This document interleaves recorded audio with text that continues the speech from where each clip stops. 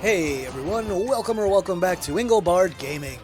You know, my #1 video as I record this is my Sega games on the Genesis/Mega Drive versus the Turbografx16/PC engine. So I figured, hey, a bunch of you seem to enjoy that, why not do a follow-up with games from a different company? And that's just what I'm doing here today. Today I'll be showing you every Taito game that appeared on both platforms and picking a winner on which one is better. Now, I expect criticism and claims of bias for my choices because, hey, this is the internet after all. Just so you know where I'm coming from, I've had both systems since September of 1989 and have been playing them both for over 30 years now. I like them both. They've each got their strengths and weaknesses. I've got plenty of positive coverage of both systems if you look through my video catalog. Go check out the playlists, especially utterly pointless comparisons. And you don't have to agree with any of my decisions, but I do explain them pretty well, I think, so you'll hear the reasoning behind every decision. So now, let's get back to explaining the video for a moment and then into the video proper. So what you'll find here in this video will be only Taito games where the same title is available on both the Genesis/Mega Drive or Turbografx16/PC engine with just one minor exception. Also, these are only Taito games. So please don't jump in the comments and be like, why didn't you show Strider or Forgotten Worlds? The answer is going to be invariably that's because those are not games from Taito, so they don't fit in this video. Alright? Now that one special exception I mentioned just a moment ago, I'm going to show you Chase HQ2 on the Genesis alongside SCI Special Criminal Investigation for the PC engine. They are not the same game, but they are both sequels to Chase HQ, and they are very similar from both gameplay and graphical standpoints. So if me including those games together bothers you, then hey, just stop the video right now and save yourself the anger. But I just wanted to also mention that I'm not including things that Taito distributed in the arcade, but were from other well-known companies. Which means I'm not going to show you things like Truxton, Hellfire, Zero Wing, or Double Dragon 2, for example. And for the Toaplan games specifically, I'm going to eventually dedicate a whole separate video in this series to those titles. Oh, and because I know someone will bring it up if I don't mention it, the Space Invaders game on each platform is entirely different, which is why those two games are not included in this video. Finally, the video format. I'll show a bit of the arcade original titles first, and then show you the Sega and NEC versions side by side, and talk about each game for roughly a minute or two, and I will then tell you which version, if either, I think is the better one, and explain my reasoning. And I'll show you a running tally of wins and draws. Alrighty, let's get on with it. We begin with Arcade Kadash. Kadash is an interesting action RPG with money, leveling up, new equipment and magic, healing items, NPCs to talk to, all the normal works. The arcade version here looks like, well, this, and is 2 players at the same time. It also features 4 characters you can choose from. It's not the best game ever or anything like that, but it was fun and it was different from a lot of the other games that you'd see in the arcade around that time. So here we have the Genesis and Turbografx16 versions of Kadash. And wow, are they different. First, content-wise, the Genesis version on the left is missing 2 of the 4 characters from the arcade original. The PC Engine version on the right, despite being on a turbo chip, was actually translated and distributed by the infamous Working Designs. And if you thought Working Designs only brought over CD-based games, well, you're wrong! Now, as you can see, the Genesis version stylistically is much closer to the arcade game. It looks and sounds much more like the arcade game, and more importantly, the gameplay feels a lot more like the arcade version than the Turbografx16 port. On Turbografx16, Kadash looks alright, but it looks more like a top-shelf NES game than a 16-bit arcade port. We also have a lot of weird, repeating tiles that don't blend into each other seamlessly, and you end up with very distinctive seams in the foreground tiles, and it's just distracting. Also, the colors are way more pastel in the Turbografx16 version of Kadash than either the arcade or Genesis version. Now, the Genesis version does have some parts where the colors are a lot more drab than the arcade version, but they're both extremes, so the Genesis version's a little too dark, the Turbografx version's a lot too bright. Now, the gameplay in the Turbografx16 one also just doesn't feel quite right. The control and character movement are noticeably different, and it hurts the overall experience. And I'm also gonna say on Turbografx, most of the music is kind of abrasive. Now, don't get me wrong, Turbografx Kadash is not bad, but given the choice of playing either home version of Kadash here, well, for me, I'd much rather play the more arcade-like Genesis version, even though the Turbografx one has the characters that are missing from the Genesis port. So this is one of those where I could see, if you really liked the characters that are cut, preferring the Turbografx version, but for me, I really like the arcade version and I like the Genesis version more because it's closer to it. So, Sega Genesis version of Kadash. You win! Here's our second game. This is the arcade version of SCI, Special Criminal Investigation, which is a sequel to the famous title Chase HQ. In some territories, the words Chase HQ2 were actually part of the title.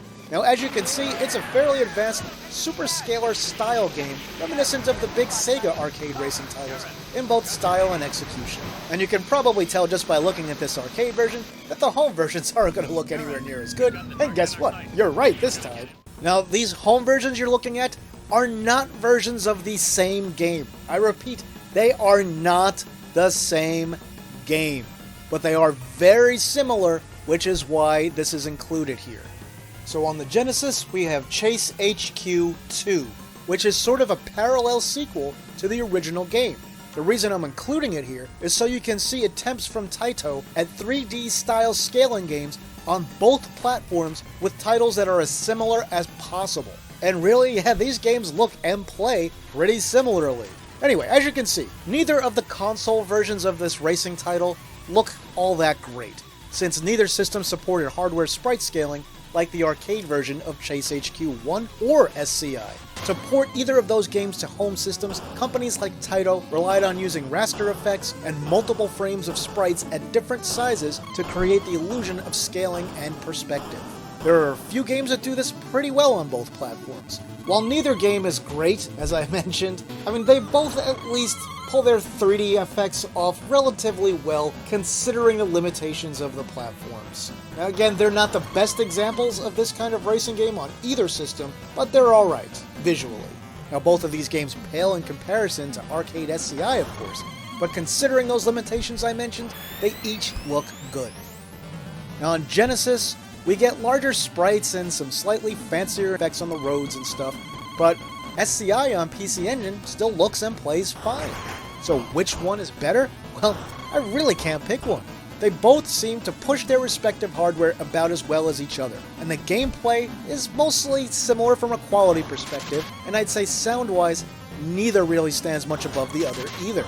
And the siren sound sucks in every game in this series, period. So who wins? We'll call it a draw. Next up, we've got the arcade version of Darius. This was originally one of those huge 3-screen cabinets that was honestly just a gimmick to try and attract more people to insert more quarters. As a game, the original Darius is really bare bones and frankly pales in comparison gameplay-wise to stuff like Gradius 1 and 2 or R-Type, which were out, roughly around the same time as this. Now, it's okay, but it's overly difficult, and the more primitive play mechanics and power-up system meant that in the end, the original Darius was only a so-so game. Now, here are the home versions. We've got this version on the left, which is the Genesis version of the game, and I'll have a minor note for that in a second, and the version on the right is the PC Engine CD title. Regular CD, not Super CD, not arcade card. Now, the Genesis version of Darius is much newer than the PC Engine version, and only came out at the same time as the Sega Genesis mini console, and was included on it. But it does run on standard Genesis hardware, and you can even rip the ROM and run it on any Genesis emulator.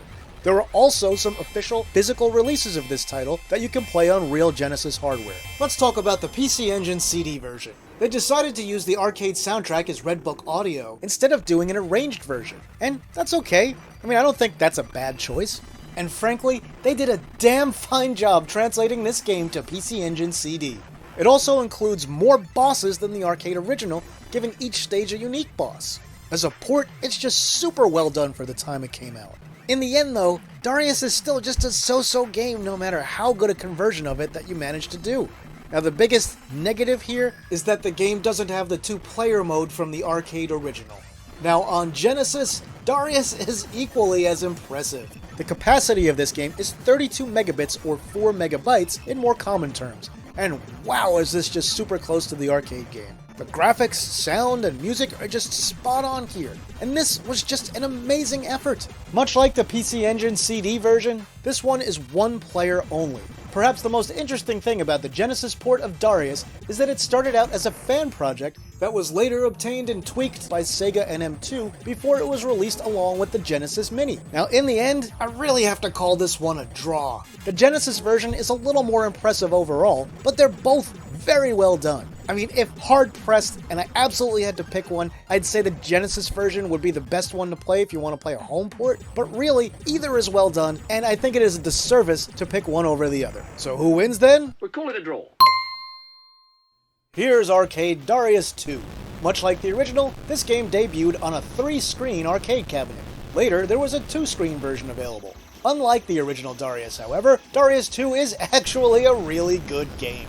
It addresses almost every problem with the original and is just a vastly superior experience overall. The arcade version here is still really tough and throws a lot of stuff at you, but it looks great, sounds great, and is a lot of fun to play. Here are the home ports.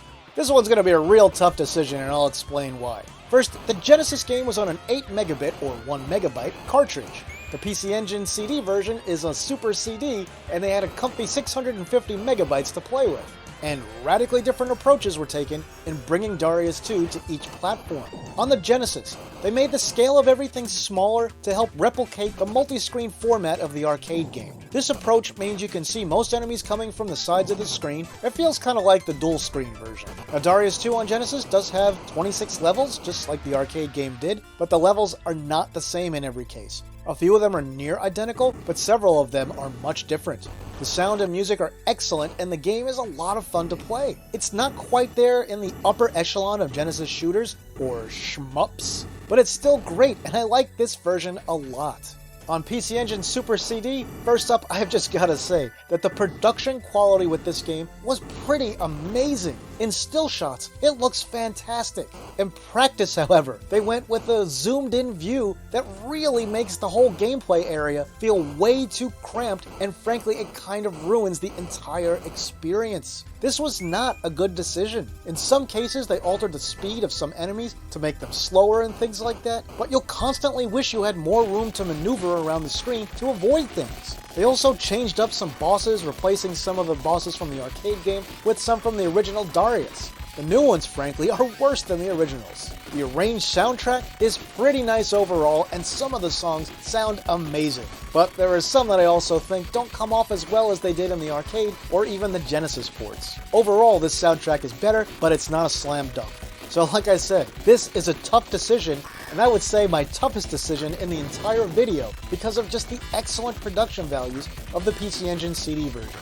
Here's how I made this decision. The gameplay changes to the PC Engine CD version of Darius 2 just make it considerably less enjoyable to play. Having such restricted movement, on the screen just detracts from the overall experience. And while I finish the Genesis version, every single time I sit down to play it, I usually end up shutting off the PC Engine CD version midway through every time I play it, because I just get frustrated. The Genesis version looks worse in some ways and better in some others, especially when it comes to more full-screen parallax. And the Genesis version sounds worse in a lot of areas, but also a little better in some others. In the end, I have to go with the Genesis game here, mainly because the gameplay experience is just so much better. So in a tough one, Sega Genesis, You win! Okay folks, this game here is Hit the Ice. It's a cartoony hockey game, and this is the arcade original. Personally, I don't like it, but it looks decent enough, and I'm not going to spend a lot of time on this one, so if you're a fan, sorry about that. I don't really enjoy it much. I mean, the control is alright, it's easy enough to make the game do what you want it to for the most part, and, well, really, I'm not going to say any more about it. So here, enjoy it for a few more seconds before I switch to the home versions. Here's Hit the Ice on the Genesis and Turbografx16. It's not a great game on either platform. On the Genesis, the colors are darker and the frame rate is lower than the arcade original. but the sprites are still big and the game has no problem pushing those sprites around.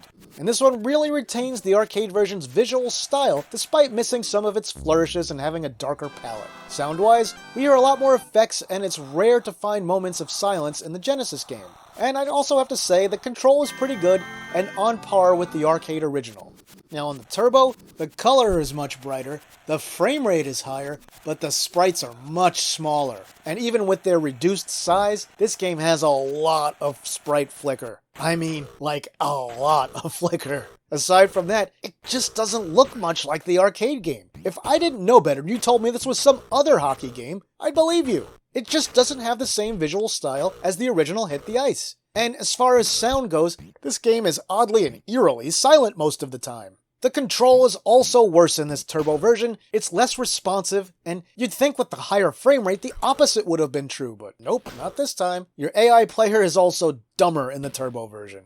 In the end, no version of Hit the Ice is a good game in my opinion, and that goes for the arcade original too. As for which version on which home system is better and more like the arcade version, Sega Genesis, You win! Here's Arcade Rainbow Islands. This is a sequel to Bubble Bobble. I've always personally thought Bubble Bobble was a much better game myself. But Rainbow Islands is okay, I guess. I don't dislike it or anything. And yeah, they kind of ripped off the Somewhere Over the Rainbow song made famous in The Wizard of Oz, which was actually changed in some later versions of the game. Rainbow Islands is a simple action platformer for 2 players, and it's got really basic gameplay where you shoot enemies with rainbows that you can also walk on, but those rainbows get destroyed if you jump on them. The goal is to just keep going up in most levels and to defeat a boss whenever you encounter them. So here are the home ports, and I've got a few things to talk about on this one. The Mega Drive version here is technically a port of Rainbow Islands Extra. If you've never heard of that, Extra was an updated version of the arcade game that replaced some music and enemies from the original game with things from other Taito properties, and it's kind of fun to see that. The early levels have a lot of Darius-inspired enemies and music, for example. Now, Extra also changed the background colors up in the arcade game, which is why the Mega Drive version looks the way that it does. As an arcade port, it's good, and it's definitely close to the original. Still, I have to say the color changes in Extra, both the arcade original and Genesis version, are for the worse, so it doesn't look as good as the original because of that.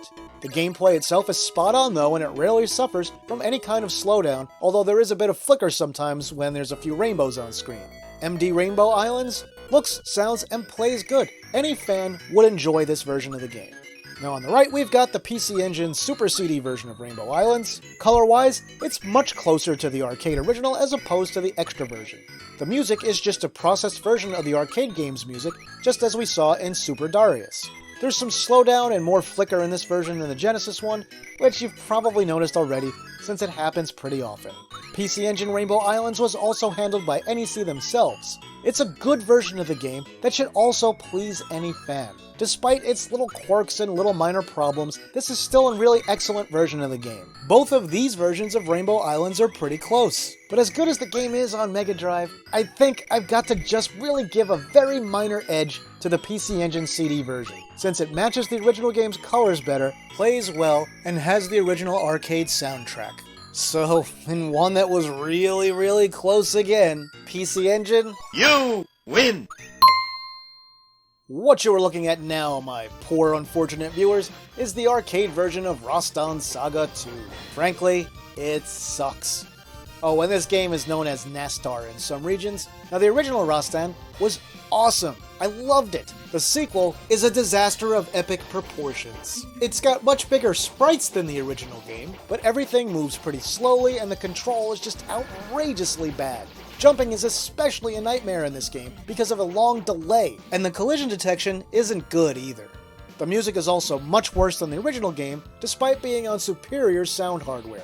Oh well, at least the original Rastan will always be a good game. Here are the home ports. Now, both versions of Rastan Saga 2 are cut back in a lot of ways. Things are generally a little smaller, they're missing some background details, they lack various graphical elements from the arcade game, or sometimes they're just missing little bits of animation. The usual types of things you'd expect from arcade to home ports during the era of this game. Now on Genesis on the left, we keep the parallax scrolling backgrounds. The music is also admirably done, and sounds pretty great for a fairly early Genesis game. So many early Genesis games sound so much better than so many later ones. It's crazy. Now the control on the Genesis version of Rastan Saga 2 is actually way better than the arcade original. This is by far the best playing version of the three. There's no major jump delay like we see in the other two versions of the game, and the jump is even sped up horizontally a little bit. The gameplay is otherwise pretty much spot on. There just isn't quite as much stuff on screen at once in spots, and the color reduction is pretty obvious here too. On PC Engine, it does look pretty nice in still shots, and there's a great use of color in places on this one, so full props for that. Everything else, though, is worse than the arcade and Genesis versions. The control is stiffer, and it has the weird jump delay from the arcade game. It also sometimes freezes up when you pick up a new weapon, while Rastan poses for no reason. And the music is just low volume and low energy drivel in this one. Easily the worst soundtrack of the three by a mile. Now, if we were only judging this game based on still screenshots, well, I'd probably give the win to the PC Engine. The problem is, the Genesis version, while looking a smidge plainer in parts, is better in every other possible way. This one was an easy decision. Sega Genesis, You win! This cutesy-wootsy little game is the New Zealand Story. It's a fun little action platformer from Taito that, unlike most of their cute platformers, scrolls in all directions. You take control of a kiwi, and since they're flightless birds, they often need to hop onto various conveyances of one type or another to fly around in some areas. You're gonna get some hop-ons. I first played this game on the Commodore Amiga, and that version was actually pretty good. How did the game fare on the consoles of the era, though? So a few things to talk about here. The levels in the Mega Drive version are different from those in the arcade original. How come? Well, it was ported with levels from a beta version of the arcade game. Visually, though, it looks great.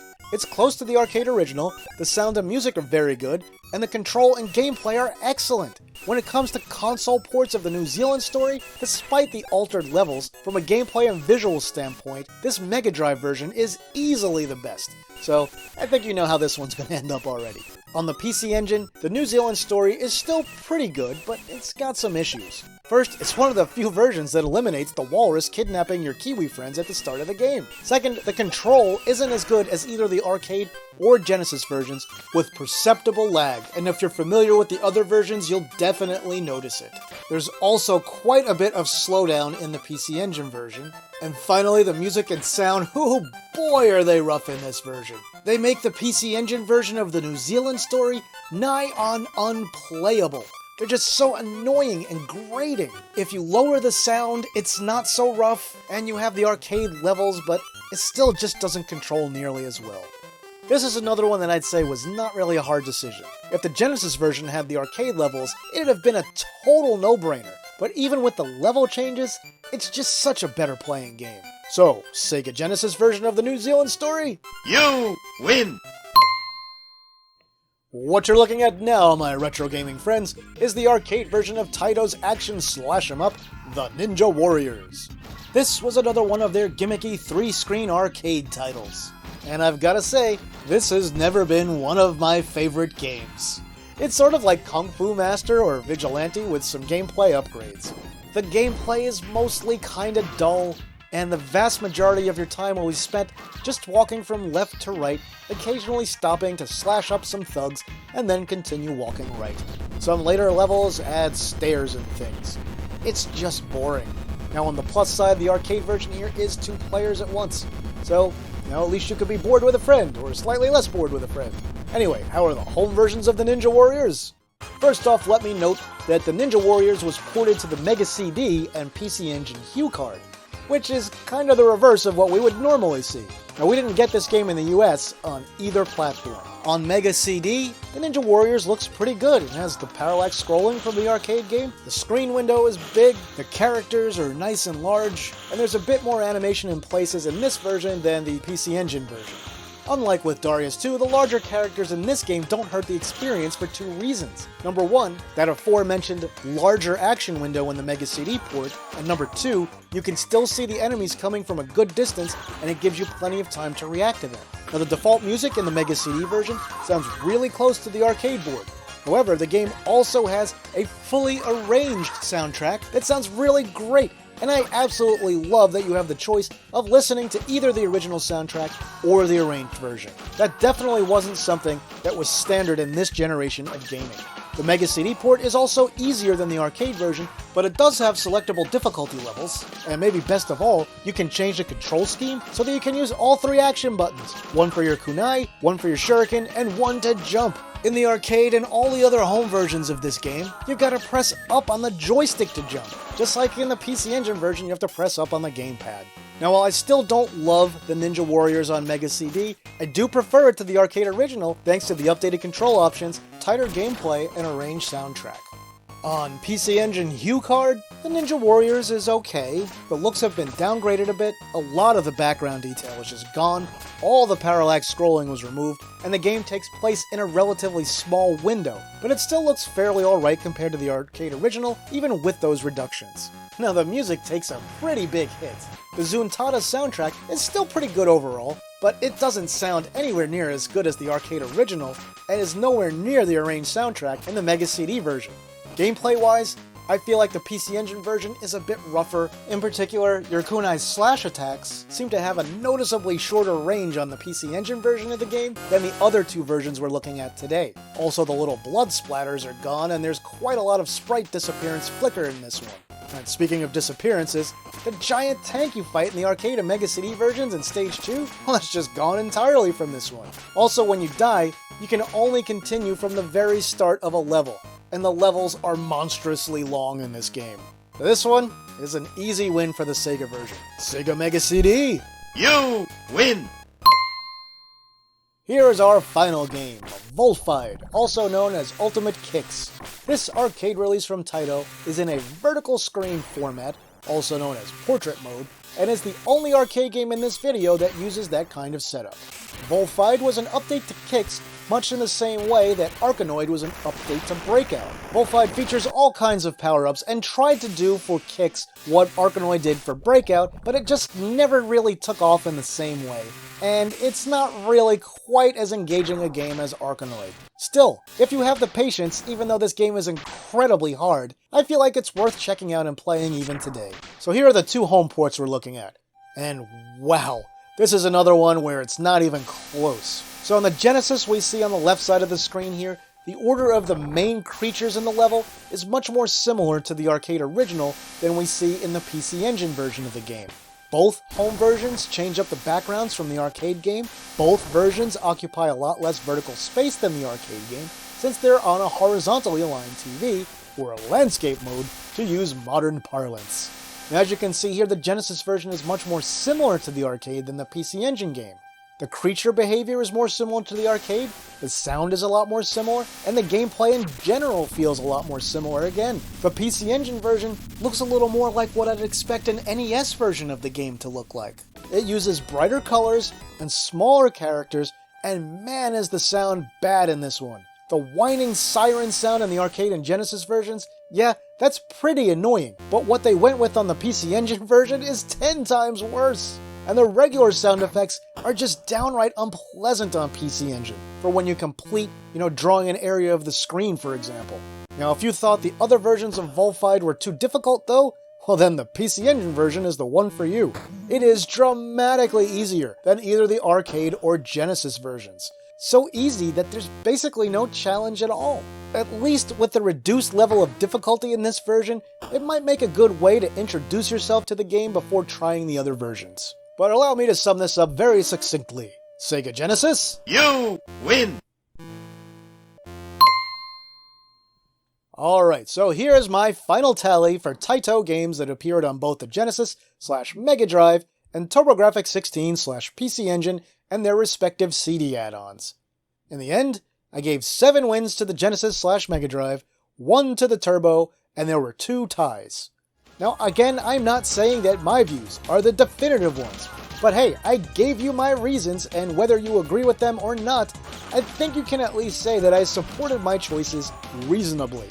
And I know there's going to be disagreements here, since with this type of opinion-based video, there always are.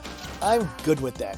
Personally, I think the only 2 very close calls in this video were for Darius 2 and Rainbow Islands. And I split those, 1 for each system. If you disagree with my choices, leave a comment. Tell me why. Tell me what your final score would have been. I would love to hear your opinions on this. And that'll do it for this video, my retro gaming friends. If you enjoyed the video, please toss it a like and share it online somewhere. If you haven't yet, please subscribe to the channel and hit the notification bell so you won't miss any of my videos. If you want to support the work that I do here, you can do that on Patreon or Ko-fi, and I just recently set up channel memberships here on YouTube. With that, I'll say thanks for watching, and see me later.